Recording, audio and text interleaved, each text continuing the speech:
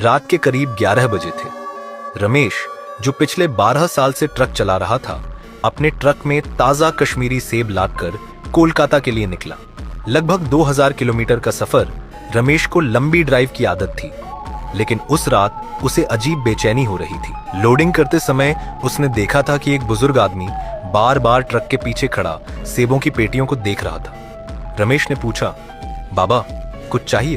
बुजुर्ग धीमे स्वर में बोला, इन पेटियों को रास्ते में खोलना मत, और अगर आवाज आए तो पीछे मुड़कर मत देखना।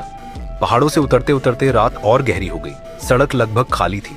करीब 2 बजे जब वह एक सुनसान जंगल वाले हिस्से से गुजर रहा था, तभी पीछे से ठक ठक की आवाज आने लगी। रमेश ने सोचा पेटियां हिल रही होंगी। उसने ट्रक की स्पीड कम की।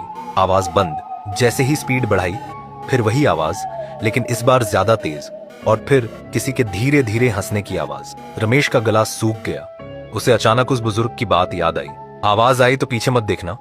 करीब आधे घंटे बाद उसे सड़क किनारे एक ढाबा दिखा। उसने ट्रक रोका। ढाबे वाला उसे घूरते हुए बोला, ट्रक में सेब है? हाँ। ढाबे वाले का चेहरा अचानक बदल गया। ये वही ट्रक नंबर है? रमेश ने पूछा। कौन सा? ढाबे वाला कुछ बोलता, उससे पहले ही रमेश को लगा कि ट्रक के पीछे कोई जोर जोर से पेटियां पटक रहा है। वह भागकर ट्रक के पीछे गया। सब शांत, लेकिन एक पेटी आधी खुली हुई थी।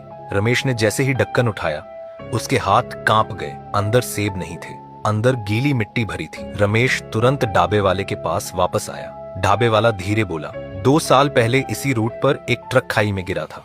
उसमें सेब जा रहे थे, लेकिन असल में उन पेटियों में मजदूरों की लाशें छुपाकर तस्करी हो रही थी। ड्राइवर बच गया था।